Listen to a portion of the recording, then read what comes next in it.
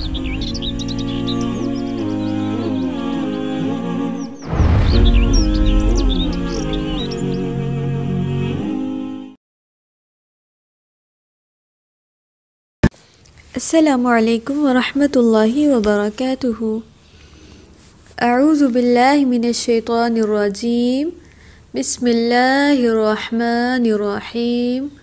रब्बिश्रह ली सदरी वयस्सिर ली अमरी वहलुल उक़दतम मिन लिसानी यफ़क़हू क़ौली।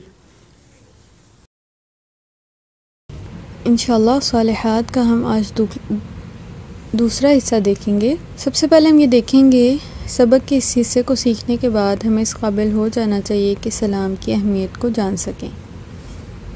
आइए देखते हैं सलाम के बारे में अल्लाह ताला कुरान मजीद में क्या फ़रमाते हैं।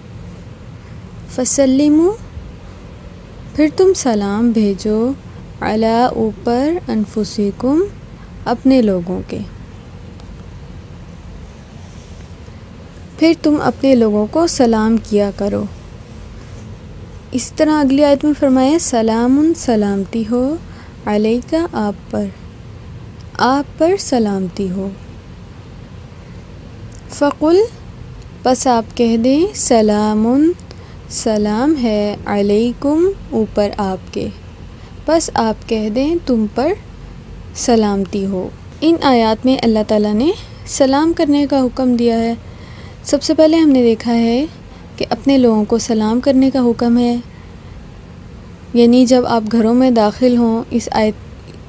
ये पूरी आयत हमें ये बताती है कि जब आप घर में दाखिल हों तो अपने लोगों को सलाम कर लिया करें। ये अल्लाह ताला का हुक्म है। फिर अल्लाह ताला कुरान मजीद में फ़रमाते हैं, अपने नबी से कह रहे हैं कि आप कह दें आप पर सलामती हो, यानी जब आपके पास ईमान वाले लोग आएँ तो आप उनसे किस तरह मुखातिब हों, उनको सलामती की दुआ दें। इसी तरह अल्लाह ताला ने हमें रसूलुल्लाह सल्लल्लाहु अलैहि वसल्लम पर भी सलाम भेजना सिखाया और दरूद भी भेजना सिखाया। जब हम नमाज़ पढ़ते हैं, हम अत्तहियात पढ़ते हैं, तो हम उसमें कहते हैं अस्सलामु अलैका अय्युहन नबिय्यु, आप पर सलामती हो ए नबी, व रहमतुल्लाहि व बरकातुहू, अल्लाह ताला की रहमतें और बरकतें भी। और इसी तरह उसके बाद हम दरूद शरीफ पढ़ते हैं, यानी हम रसूलुल्लाह सल्लल्लाहु अलैहि वसल्लम पर दरूद भेजते हैं। तो अल्लाह के रसूल सल्लल्लाहु अलैहि वसल्लम पर दरूद व सलाम अक्सर व बेशतर भेजते ही रहना चाहिए।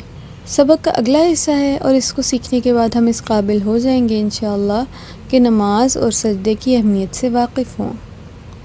अल्लाह ताला फरमाते हैं वस्जुदू लिल्लाह, और तुम सजदा करो, लिल्लाही, अल्लाह ताला के लिए, और तुम अल्लाह ताला के लिए सजदा करो।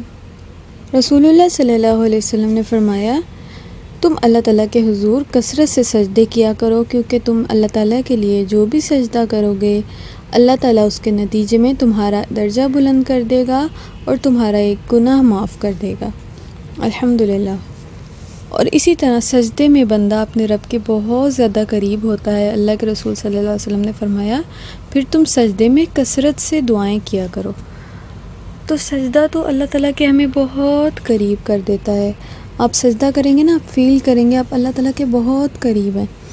जब आपका दिल बहुत परेशान हो, आप बहुत मुश्किल में हो, तो सजदा करें अल्लाह ताला के लिए और अल्लाह ताला से सजदे में दुआएं करें।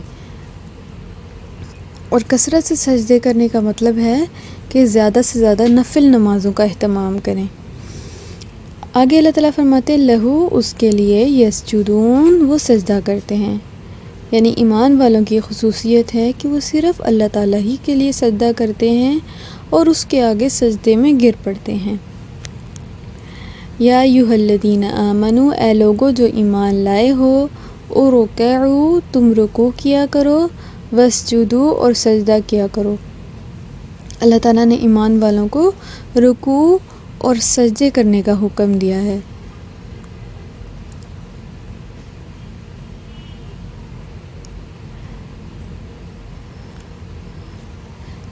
आपने अपने रब को सजदा करने के फ़वाइद इंशाअल्लाह लिखने हैं और जो चीज़ें हमने सीखी सजदे के बारे में इंशाअल्लाह इनको याद रखना है और इनको दूसरों तक पहुंचाना है। एक नेकी की बात आप किसी को बताते हैं और वो किसी और को बताता है तो जब वो अमल करता है तो उसके अमल का पूरा पूरा अजर आपको भी मिलता है और उसके अजर में कोई कमी नहीं होती।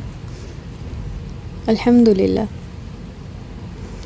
सालिहात का अगला हिस्सा देखेंगे और इसको देखने के बाद हम इस काबिल हो जाएंगे कि कुरान पढ़ने के आदाब जान सके। अल्लाह ताला फरमाते हैं वरत्तिलिल कुरान तरतीला, वरत्तिली और पढ़ो अल कुरान, कुरान को खूब ठहर ठहर कर।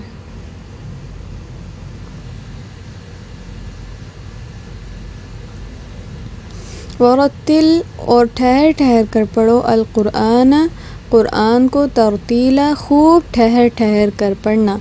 अल्लाह ताला ने अपने नबी को हुक्म दिया है कि आप कुरान को खूब ठहर ठहर कर पढ़ें। कुरान की तिलावत किस तरह से करनी चाहिए, इस आयत से हमें ये पता चलता है, बहुत सुकून से, इत्मीनान से और ठहर ठहर कर। अब कुरान की तिलावत का कौन सा टाइम ऐसा है जो अल्लाह ताला चाहते हैं कि हम उसमें तिलावत करें। व कुरान और कुरान पढ़ना, अल-फजरी फ़जर का, इन्ना बेशक, कुरान कुरान, अल-फजरी फ़जर का, व कुरान और कुरान, अल-फजरी फ़जर का, इन्ना बेशक, कुरान कुरान, अल-फजरी फ़जर का, काना हमेशा से है, मशहूदा हाजिर किया जाने वाला। और फ़जर का कुरान पढ़ा करो, बेशक फ़जर का कुरान, बेशक फ़जर के कुरान पर फ़रिश्ते गवाह बनते हैं। यानी जब हम कुरान पढ़ते हैं, फ़जर के टाइम पे तिलावत करते हैं, तो उस वक़्त फ़रिश्ते जाकर अल्लाह ताला के पास ज़िक्र करते हैं और बताते हैं कि हमने आपके बंदों को इस हाल में छोड़ा कि वो कुरान मजीद की तिलावत कर रहे थे। तो कितनी अच्छी बात है ना कि फ़रिश्ते जाकर हमारी गवाही अल्लाह ताला के सामने देना। तो हमने इंशाअल्लाह फ़जर के बाद कुरान की तिलावत करनी है, ख़्वा एक सफ़ा ही क्यों ना हो। व इदा और जब कुरिया पढ़ा जाए अल कुरान कुरान, फस्तमिऊ तो गौर से सुनो, लहू उसे, व अंसितु और तुम खामोश रहो। और जब कुरान पढ़ा जाए तो उसे गौर से सुनो और ख़ामोश रहो। और आयत के अगले हिस्से में अल्लाह ताला फरमाते हैं, इतनी प्यारी बात है, लअल्लकुम तुरहमून, ताकि तुम पर रहम किया जाए।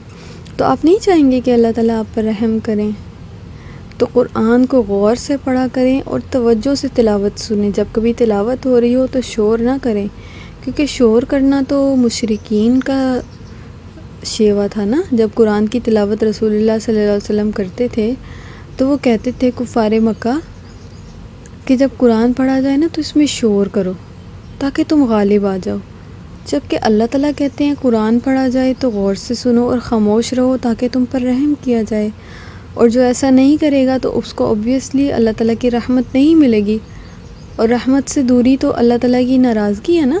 तो हमने तो अल्लाह ताला को नाराज़ नहीं करना इंशाअल्लाह। आप यहाँ पे देख सकते हैं तस्वीर में, कुरान को ठहर ठहर कर आराम से सोच समझ कर पढ़ रहे हैं कुरान पढ़ने वाले। अल्लाह ताला हमें वैसे कुरान की तिलावत की तौफीक दें जैसे रसूलुल्लाह सल्लल्लाहु अलैहि वसल्लम कुरान की तिलावत किया करते थे। सबक का अगला हिस्सा देखेंगे और इसको सीखने के बाद हम इस काबिल हो जाएंगे ये जान सकें कि अल्लाह ताला के मददगार कैसे बना जा सकता है। अल्लाह ताला ने कॉल दी है, आइए देखते हैं क्या कॉल दी है अल्लाह ताला ने। या अय्युहल्लज़ीना आमनू, ए लोगो जो ईमान लाए हो, कूनू तुम बन जाओ, अंसारुल्लाह, अल्लाह ताला के मददगार। ए लोगो जो ईमान लाए हो, अल्लाह ताला के मददगार बन जाओ। इसी तरह फरमाया नहनु अंसारुल्लाह, नहनु हम हैं, अंसारुल्लाह अल्लाह ताला के मददगार। जो ईमान लाने वाले हैं वो कैसे अल्लाह ताला की कॉल पे, वो कैसे अल्लाह ताला की कॉल का आंसर करते हैं। नहनु अंसारुल्लाह, ऐसे कहकर कि हम तो अल्लाह ताला के मददगार हैं, यानी हम अल्लाह ताला के दीन को सपोर्ट करेंगे, अल्लाह ताला के दीन का काम करेंगे इंशाअल्लाह। अल्लाह ताला फरमाते हैं जाहिदू फिल्लाह, और अल्लाह ताला की राह में जिहाद करो। जाहिदू, जिहाद करो, फिल्लाही, अल्लाह ताला की राह में। अल्लाह ताला का दीन फैलाने में ही ना हमारे लिए भलाई है। उसका दीन, उसका नाम बुलंद करने में, उसकी तालीमात को फैलाने में, आम करने में, इसी में हमारी भलाई है और इसी को अल्लाह ताला की मदद करना कहते हैं। क्या अल्लाह ताला को हमारी मदद की ज़रूरत है? अल्लाह ताला को तो हमारी मदद की ज़रूरत नहीं है। इस मदद का मतलब है कौन है जो अल्लाह ताला के दीन को क़ुव्वत पहुंचाने के लिए अपना रोल प्ले करेगा। तो आप अपना रोल प्ले नहीं करेंगे, अपना हिस्सा नहीं डालेंगे। हमने अपना हिस्सा लेना है। अल्लाह ताला को हमारी ज़रूरत नहीं है।